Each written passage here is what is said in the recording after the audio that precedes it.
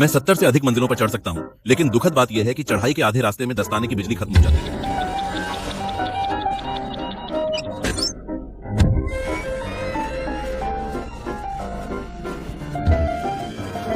धन्यवाद मंत्री स्नाइडर।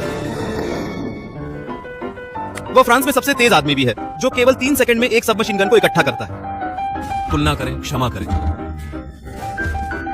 कबूलनामा निकालने के लिए यातना का प्रशिक्षण देते समय उन्होंने 1 घंटे के लिए मुंह नहीं खोलने का रिकॉर्ड तोड़ दिया। यहां तक कि कप्तान भी हैरान थे और उनसे अपने सहकर्मियों के साथ साझा करने के लिए कहा कि उन्होंने ये कैसे किया।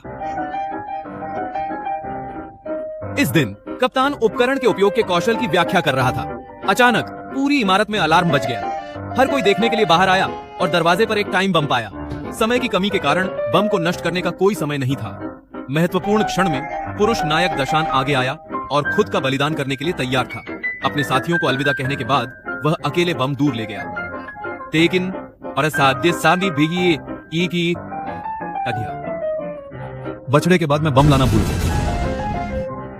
सौभाग्य से यह सिर्फ एक अभ्यास था, लेकिन उनके उत्कृष्ट प्रदर्शन ने कप्तान को भी पूरी तरह से नाराज कर दिया। उसके जैसे लोग बुरे नहीं हैं। पुलिस अधिकारी होना अपनी दादी के साथ वास्तविक जीवन की तस्वीरें लेने के लिए अधिक उपयुक्त है। जब दशान ने यह सुना तो उसे अपनी दादी की थोड़ी याद आई, इसलिए उसने तुरंत अपनी दादी को फोन किया। दोनों जोरदार बातचीत कर रहे थे और दादी को पता चला कि सहायक का अपहरण कर लिया गया है। दशान ने उसे घबराने के लिए कहा और समय हासिल करने के लिए बिस्तर के नीचे छिप गया। बेनी टेक्नोलॉजी के जैक ओलैन एडम मैगुइयर दादी का अपहरण करने वाला व्यक्ति ड्रग डीलरों का एक समूह था। चूंकि दशान ने एक बार उनके बॉस को गिरफ्तार किया था, इसलिए वह दशान से बदला लेना चाहता था। यदि वह अपनी दादी को वापस लेना चाहता था तो उसे 2 दुर्लभ रत्नों का आदान प्रदान करना होगा, संयुक्त अरब अमीरात में एक और मेक्सिको में।